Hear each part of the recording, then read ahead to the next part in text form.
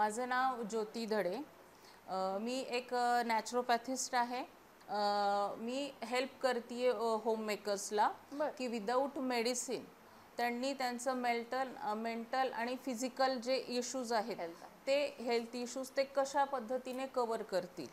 मग mental हेल्थमध्ये stress आहे, anxiety आहे, डिप्रेशन आहे, PCOD PCOS आहे, बॅक पेन, नी पेन, ह्या ओव्हरऑल सगळ्या गोष्टी त्यांच्या घरात बसून कशा सॉल्व करता येतील यावर मी काम करते आहे. नमस्ते, मी ॲडव्होकेट टीरा धाडगे.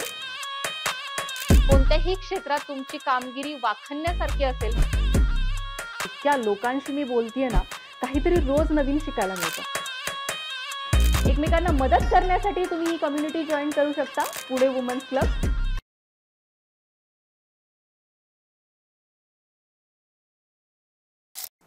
नमस्कार, मी ॲडव्होकेट नीरा धाडगे तुमचं सहर्ष स्वागत करत आहे पॉडकास्ट विथ नीरामध्ये. सगळ्या गोष्टी आपल्याला परत निसर्गाकडे घेऊन जातात. तुमचं रोजचं जीवन असू दे, आपलं खाणं पिणं असू दे, योग असू दे किंवा त्याच्याबरोबर येणारी औषधं असू दे. आजकाल बॅक पेन आणि PCOD PCOS खूप वाढलेलं आहे. त्याच्यासाठी सुद्धा खूप साऱ्या गोळ्या घेणं, त्याच्यापेक्षा नेचरमध्ये त्याच्यासाठी काही ठेवलेलं आहे का हे बघण्यासाठी आज आपण खास बोलवलेलं आहे ज्योती मॅमला. वेलकम मॅम, कसं वाटतं आज इथे? धन्यवाद नीरा मॅडम, तुम्ही आज मला इन्व्हाइट केलं त्याबद्दल मी सुरुवातीलाच खूप आभारी आहे तुमची. आणि खूप छान फील होतंय की आज कोणीतरी आपण जे काही करतोय त्याच्याबद्दल कौतुकाची थाप देत आहे असा अगदी फील येतोय मनापासून. तर खूपच थँक्यू तुमचे. तुमच्या प्रोफेशनबद्दल आणि तुमच्या स्वतःबद्दल आमच्या ऑडियन्सला सांगाल? ओके, माझं नाव ज्योती धडे. मी एक नॅचरोपॅथिस्ट आहे, माइंडफुल योग कोच आहे आणि योग थेरपिस्ट आहे. आणि याच्याशिवाय स्पेशली मी वुमनसाठी गेली 5 वर्षापेक्षा जास्त काळ होत आलाय मला. मी त्यांना मदत करते. म्हणजे स्पेशली मी हेल्प करते होममेकर्सला की विदाऊट मेडिसिन त्यांनी त्यांचं मेंटल आणि फिजिकल जे इश्यूज आहेत ते हेल्थ इश्यूज ते कशा पद्धतीने कवर करतील.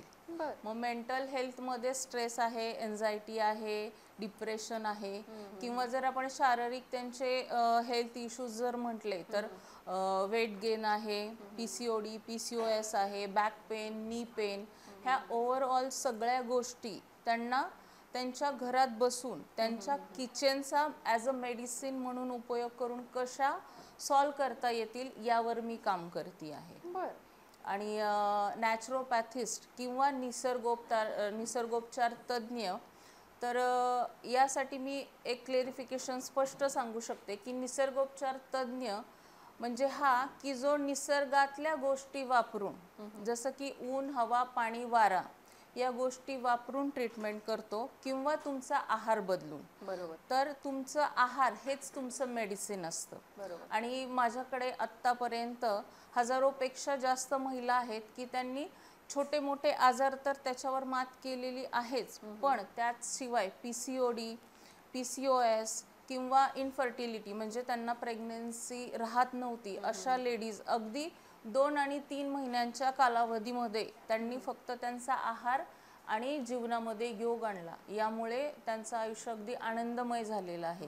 किंवा परवाचाच इन्सिडन्स आहे की फक्त ऑनलाईन माझ्याकडे क्लायंट एक ज्या माझ्या आहेत त्या कोचिंग घेत होत्या माझ्याकडनं आणि त्यांना युटरसचा कॅन्सर होता, म्हणजे तो हार्मोनल कॅन्सर होता. आणि डॉक्टर त्यांना एव्हरी 6 मंथ इंजेक्शन देत होते पिरियड्स न येण्यासाठी. हां, आणि हे गेल्या 4 वर्षापासून त्यांचं सुरू होतं. आणि मग ते इंटेक झाल्यानंतर त्या माझ्याकडे कुठून तरी कनेक्ट झाल्या आणि मग मला म्हटल्या, तर म्हटलं ठीक आहे आपण करूयात. मग मला परवा त्यांचा कॉल आला दुपारी की मॅडम माझे सगळे रिपोर्ट नॉर्मल आलेले आहेत आणि थँक्स टू यू. आणि मी त्यांना सांगितलं काय, म्हणजे त्या बार्शी जिल्ह्यातल्या आणि मी इथे पुण्यामध्ये 6 ते 7 तासाचं अंतर, कधी एकमेकींशी भेटलो नाही, फक्त फोनवर आणि झूमवर. मग त्यांचा जो आहारातला बदल आहे तो त्यांना सांगितला, योग कसा करायचा तो त्यांना सांगितला, का करायचा तो त्यांना सांगितला आणि ते त्यांनी जसंच्या तसं ॲडॉप्ट केलं आणि त्यामुळे त्यांना तो चेंज आला. तर इथे मला असं सांगावं वाटतंय की योग हा एक अनुभवाचं शास्त्र आहे. स्वतःमध्ये परिवर्तन केल्याशिवाय जग बदलत नाही. बरोबर. म्हणजे आपल्याकडे म्हण आहे, जे पिंडी ते ब्रह्मांडी. बरोबर. म्हणजे आपल्याला साधारण कल्पना म्हणजे सगळ्यांना माहितीच आहे की जे पंचतत्व आहेत, ऊन, वारा, हवा, पाणी, आकाश, यापासूनच आपलं शरीर आणि मन बनलेलं आहे. मग जर आपल्याला आउटर चेंज करायचं असेल तर आपल्याला इनर चेंज करावं लागेल. बरोबर. आणि ज्या वेळेस इनर चेंज होईल त्याच वेळेस आउटर चेंज होईल. तर योग हा आपलं मन आणि आपलं शरीर यांना जोडणारं एक माध्यम आहे. योग हे एक अनुभवाचं शास्त्र आहे. तुम्ही जसा त्याचा अनुभव घ्याल तसं ते तुम्हाला वेगवेगळे डायमीटर्सवर वेगळ्या वेगळ्या अनुभूती देणारं आहे. बरोबर आहे. म्हणजे तुम्ही 10 मिनिट्स एखादं आसन होल्ड केलं तर त्याचे इफेक्ट वेगळे आहेत आणि तुम्ही 1 मिनिट्स एखादं आसन होल्ड केलं तर त्याचे इफेक्ट वेगळे आहेत. आणि योग शिकवतं काय की तुमच्या मनावरचा कंट्रोल, तुमच्या मनावरचा संयम. आणि योग म्हणजे कर्मसु कौशल्य, तुमच्या कर्मामध्ये कौशल्य कशा पद्धतीने आणता येईल हे योग शिकवतं. किंवा योग म्हणजे योग चित्त वृत्ती निरोधहा, म्हणजे चित्ताच्या ज्या वेगळ्या वेगळ्या वृत्ती आहेत, काम, क्रोध, मद, मत्सर, माया, या ज्या काही वृत्ती आहेत, यांना कसं कंट्रोल करून आपल्याला स्वतःला एक बॅलन्स लाईफ जगता येईल हे योग शिकवतो. आणि हे शिकवल्यामुळं माझ्या स्वतःच्या आयुष्यात तर बदल झालाच, पण त्याचबरोबर आज ज्या माझ्याकडे काही महिला येतात त्यांच्या सुद्धा आयुष्यामध्ये खूप छान चेंजेस होतात. आणि मला ते कुठंतरी सॅटिस्फाईड वाटतंय की मी कोणाचं तरी हेल्प करतीये, कोणाचं तरी म्हणजे लाईफ चेंज करायला मदत करतीये. म्हणजे हे मला खूप छान वाटतं. आणि माझ्या स्वतःच्या बद्दल जर म्हणाल की तुम्हाला तिथं कसं जाण्याचं हे झालं, तर बेसिकली मी हॉस्टेलला म्हणजे साधारण 12 वर्षापासून 18 वर्षापर्यंत मी हॉस्टेलला होते. तर हॉस्टेलमध्ये आपण बघत असतो की सगळ्या एजच्या लेडीज असतात, मुली असतात बेसिकली. मग त्याच्यात काही मुली अशा होत्या की त्या स्वतःला खूप छान ठेवायच्या आणि पॅम्परिंग करणं किंवा व्यवस्थित राहणं. तर मग ते मला आवडायचं की ही किती सुंदर दिसतेय, ही किती छान दिसतेय. मग माझ्या डोक्यात असं की आपण पण ऑलवेज फिट असावं, सुंदर असावं. मग त्याच्यासाठी काय करता येईल. तर मी स्पोर्ट्समन आहे, डिस्ट्रिक्ट लेवलपर्यंत व्हॉलीबॉल वगैरे खेळलेली आहे. मग फिटनेसची आवड होतीच, पण मग लग्न झाल्यानंतर कुठंतरी घर आणि संसार त्याच्यात ते थोडं मागे पडलं. मग त्याच्यानंतर लग्नाच्या 18 वर्षानंतरनं म्हणजे मी शक्यतो सगळेजण नसतील कोविडला थँक्यू देत, पण कोविडमुळं मी खूप चेंज झाले. म्हणजे मग मला तिथं असं जाणवलं की ज्या वेळेस सगळं बंद होतं आणि सगळे घरात होते, घरातल्या बाकीच्या लोकांना कोविड होतोय, आजारी पडतात, पण आपल्याला झालं तरी आपल्याला सुट्टी नाहीये, आपल्याला ते करायचंय. म्हणजे त्यांचं करता करता आपल्याला होऊन पण गेला, कळालं पण नाही. मग त्याच्यातच ऑनलाईन योगाचं त्यावेळेस सुरू झालं होतं जास्त. मग काही सेशन मी केले. मग त्यावेळेस असं जाणवलं की बाबा इथे आपण स्थिर राहू शकतो, कुठंतरी इथं सॅटिस्फॅक्शन मिळू शकतं, ओव्हरऑली मेंटली पण आणि फिजिकली पण. मग मी त्याच्यात जास्त डीपमध्ये जायला लागले. मग त्याच्यात असं कळालं की बाबा आहार हा महत्त्वाचा आहे. ओव्हरऑल तुम्ही फिजिकल कसे आहात हे तुमच्या आहारावर डिपेंड आहे. मग त्यासाठी नॅचरोपॅथी केलं. आणि मग आता ते झाल्यानंतर मग मला असं लक्षात आलं की सध्या फर्टिलिटी किंवा इनफर्टिलिटी हा प्रॉब्लेम खूप वाढतोय स्त्रियांमध्ये. आणि इवन स्त्रियांपेक्षा तो मुलींपासून सुरू होतोय आणि तो लग्नानंतर त्यांना समजतोय. तर मग त्यासाठी मी सध्या आता त्या गोष्टीवर फोकस करून त्या गोष्टीवर काम करत आहे. आणि त्याच्यातून मला छान रिझल्ट पण महिला अचीव करतात. बरोबर. येस, खूप वर्सटाईल काम आहे तुमचं आणि वेगळ्या वेगळ्या क्षेत्रात असं असल्यासारखं काम आहे की तुम्ही योग आणि नॅचरोपॅथी ह्या सगळ्या डिफरंट गोष्टी आहेत. सगळ्याशी उत्तरं आपल्याला निसर्गात सापडतात असं मी तुमच्याकडून थोड्या वेळापूर्वी ऐकलं. येस. कशी ते तुम्ही आम्हाला सांगा. येस. तर निसर्गाकडे उत्तर कसं आहे, तर मी मगाशी म्हटलं की जे पिंडी ते ब्रह्मांडी. तसंच तुम्हाला जर बाहेरचं चेंज करायचं असेल तर तुम्हाला आउटर चेंज करावं लागेल. बरोबर. आणि जो काही आपण आहार घेतो तो आहार आपल्या ओव्हरऑल लाईफस्टाईलला, आपल्या मेंटल स्टेटसला तो आहार इफेक्ट करत असतो. बरोबर. म्हणजे साधं जर उदाहरण घेतलं तर बरेचसे आपण ऐकतोय हेल्थ कोचेस आहेत, सगळे आहेत, काय म्हणतात, पिझ्झा बर्गर खाऊ नका, हो साखर खाऊ नका, हो किंवा मग मैद्याचे पदार्थ खाऊ नका. बरोबर. किंवा आता असंही होतंय की काही लोकांना आफ्टर 30-40 नंतर पोळी सुद्धा पचत नाहीये. का पचत नाहीये? तर आपली पचन क्रिया जी आहे ती मंदावते, बरोबर. ज्याला आपण चयापचयाची क्रिया किंवा मोटॅबलिझम असं म्हणतो. हो हो आणि हे येतं कुठं? शुगर होते त्यावेळेस कळतं की तुमचं मोटॅबलिझम कमी झालेलं आहे, बरोबर. तुमचं डायजेशन बिघडलेलं आहे आणि त्यामुळे तुम्हाला शुगर झालेली आहे. बरोबर. तर याचं कारण हेच आहे की जर निसर्गाने आपल्याला जे आपण घेतोय ते साठवून ठेवायचा अधिकार दिलेलाच नाही तर तुम्ही साठवताय का? बरोबर आहे. तर याचं उत्तर तुम्हाला पुढं मिळेल की जे आपण मैद्याचे पदार्थ खातो ते पचण्यास खूप जड असतात, हेवी असतात. मग 24 तासापेक्षा जर जास्त ते आपल्या शरीरात साठवून राहिले तर ते टॉक्सिड बनतात. म्हणजे एक विषारी द्रवाचं काम करतं ते, किंवा आपण म्हणू सोप्या भाषेत ॲज अ पॉयझन म्हणूनच ते काम करतं आपल्या शरीरासाठी. बरोबर. बरोबर. मग असे पदार्थ आपण का खावेत? जे नेचर करणं आलेलं आहे आणि जे इझी टू डायजेस्ट आहे. फ्रुट्स आहेत, बरोबर आहे. आपली भाकरी आहे, भाज्या आहेत, ह्या इझी टू डायजेस्ट आहेत. आपलं जे महाराष्ट्रीयन थाळी आहेत, मीठ, लिंबू, मिरची, लोणचं, येस येस. पापड किंवा कोशिंबीर, हे ओव्हरऑल जे आपलं ताट आहे त्याच्यामध्ये 9 रस असतात. गोड, तिखट, आंबट, खारट, तुरट, बरोबर. कडवट, हे सगळे आपल्या थाळीत असतात. मग आता आपल्या जेवणात काय आहे? फक्त तिखट, गोड किंवा मग चॉकलेट वगैरे हो, हो. किंवा डेझर्ट वगैरे. हो, हो, हो. तर त्याच्यात आपल्याला सगळं न्यूट्रिशन मिळत नाही नाही. मिळत. और आपल्या शरीराला त्याची गरज आहे हो, हो, आणि त्याची कुठेतरी कमतरता होते शरीराला आणि मग आजार चालू होतात.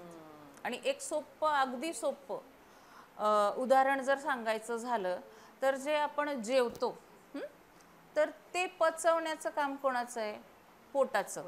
आणि चावायचं काम कोणाचं आहे? आपल्या दातांचं. मग आपण काय करतोय? चावण्याचं काम पोटावर देतोय. बरोबर. मतलब दातों का काम आतों पे छोड़ देते हैं.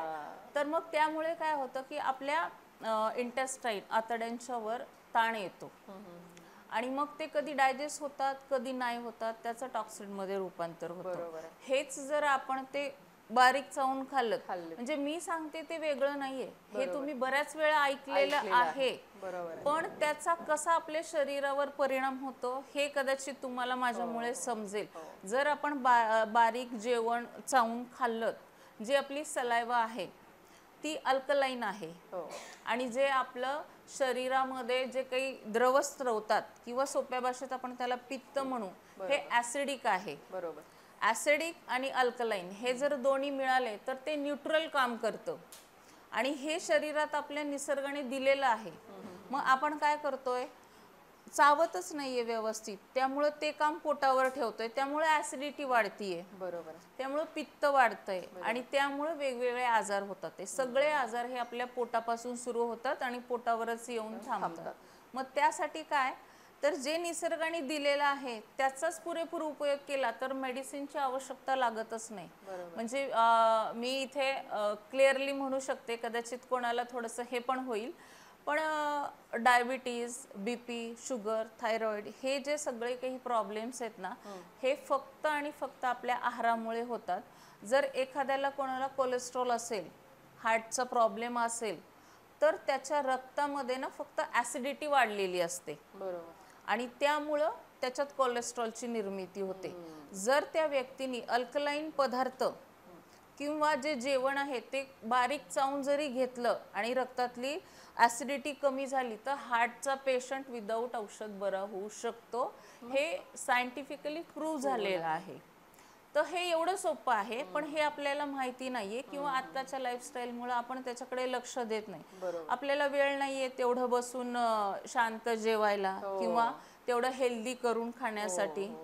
तर ह्या ज्या गोष्टी आहेत मी म्हणजे माझ्या क्लायंटला असं प्रिपेअर करते की तुम्ही जे डेली खाता तेच खा, तसंच खा, फक्त वेळेत खा. वेळेत खा याच्यासाठी की रात्रीचं जे जेवण आहे ना ते फक्त आणि फक्त आपल्याला ना वेट गेन करायला मदत करतं. बरोबर. त्याचा अजिबात आपल्या शरीराला उपयोग नाही. फक्त पोट भरतं आणि दुसऱ्या दिवशी त्याच्यापासून आपल्याला वजनच वाढलेलं असतं.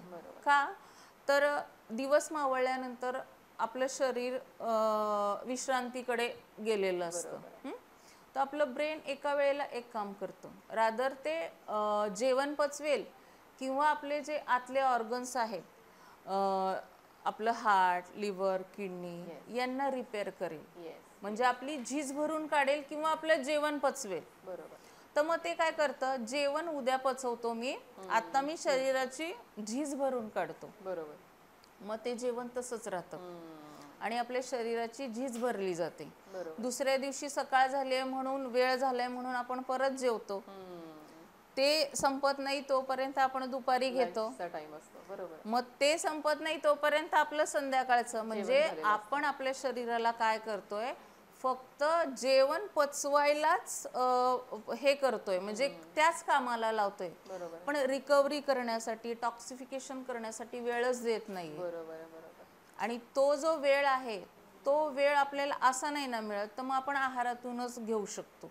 जर आपण जेवणामध्ये सॅलेड ऍड केलं तर सॅलेड टॉक्सिड करायचं काम करतच आहे. मग तुम्हाला वेगळं त्याच्यासाठी पित्ताची गोळी किंवा ऍसिडिटीची गोळी घ्यायची गरजच नाहीये. बरोबर. म्हणजे हे असं एवढं इझी आहे म्हणजे ते सगळं. मस्त. खूप छान वाटलं मॅम, तुम्ही आज इथे आलात आणि आम्हाला हे सगळं सांगितलं.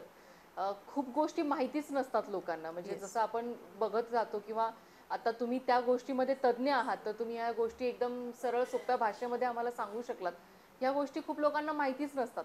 त्याच्यामुळे ही गोळी खा, ती गोळी खा, किंवा इव्हन माझं सुद्धा, मी दिवसभरात आपण 3 ते 4 वेळा जेवलंच पाहिजे, हेच केलं पाहिजे, आणि त्याच्यामुळे जी टॉक्सिसिटी वाढते तिच्याकडे आपण लक्षच देत नाही. तर त्या गोष्टींसाठी हा अभ्यासक्रम आपल्याला खूप उपयोगाला येईल असं मला वाटतं.